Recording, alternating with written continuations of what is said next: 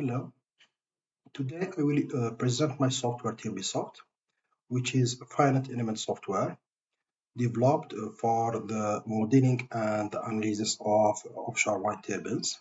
It is designed to study dynamic behavior of turbines by taking into account the structural properties and soil properties in addition to dynamic loads such as the seismic loading.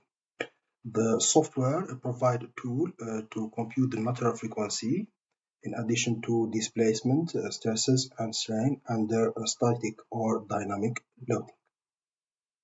So to start, I think it is better to understand the background of the software. So please take a look on my paper, Finite Element Investigation of Offshore Wind Turbine Natural Frequency with Monopile Foundation.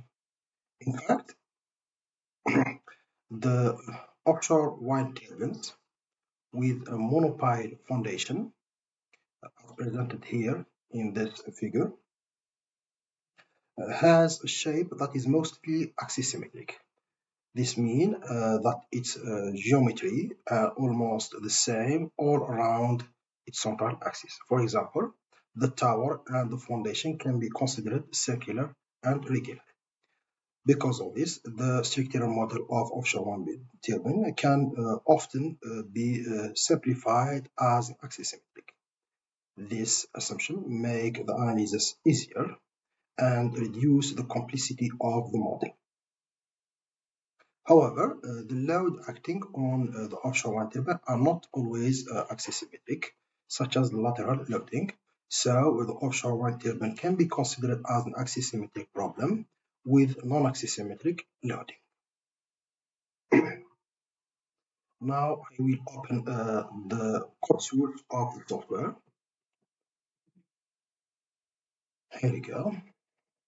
So the software is composed by two layers. The first layer is dedicated to the graphical user interface, and the second layer represents the engine of the software.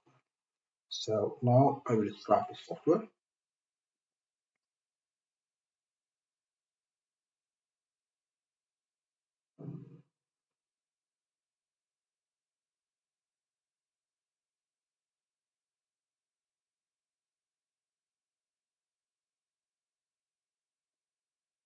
As you see, this is the graphical user interface of the software. So to model offshore wind turbine, the first step is to input the shape or the geometry of the wind turbine.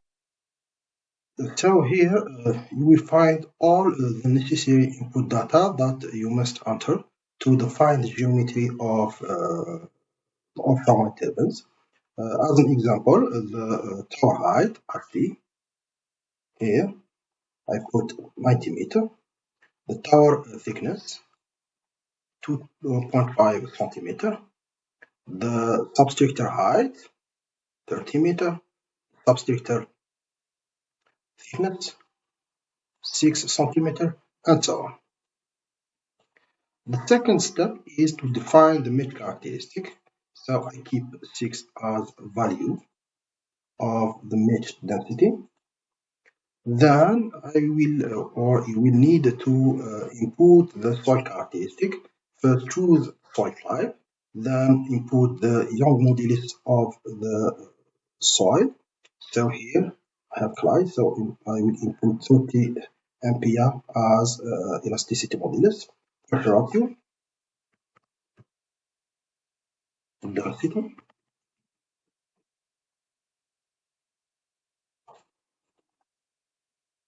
Then you will need to input the pile characteristic, the knuckle. So I have the map of the arena, the turbine. Also, I can define the using of interface element, interface between the pile and the soil. And I can also add static or dynamic loading. So I choose the ground acceleration, so dynamic loading, seismic loading.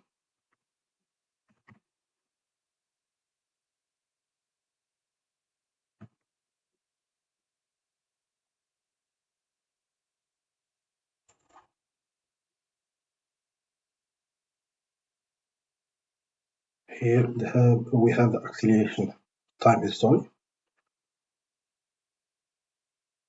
PGA 2.9839 meter per square second.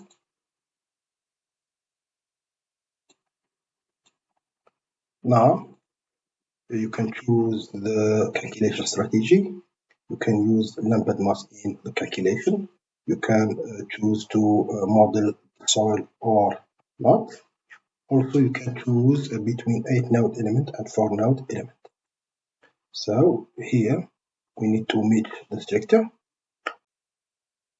Then we can compute the material frequency.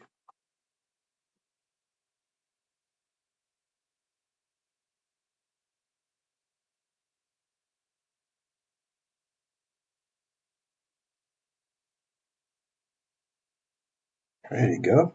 We have F1 equal 0.1973 Hertz. Also, we can launch the seismic analysis.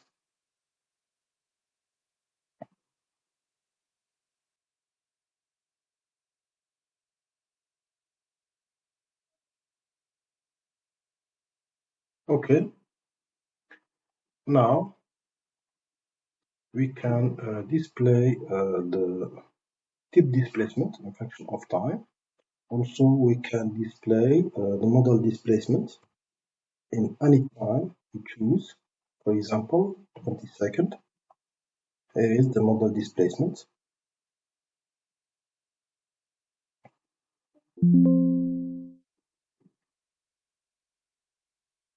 Also, we can show the displacement in function of time by animation, scale 10. So here you can see how the flicker will move when the seismic load will apply.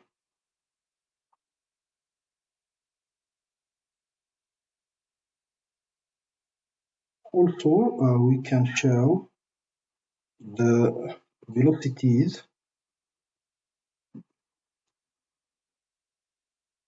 in function of time using color mapping.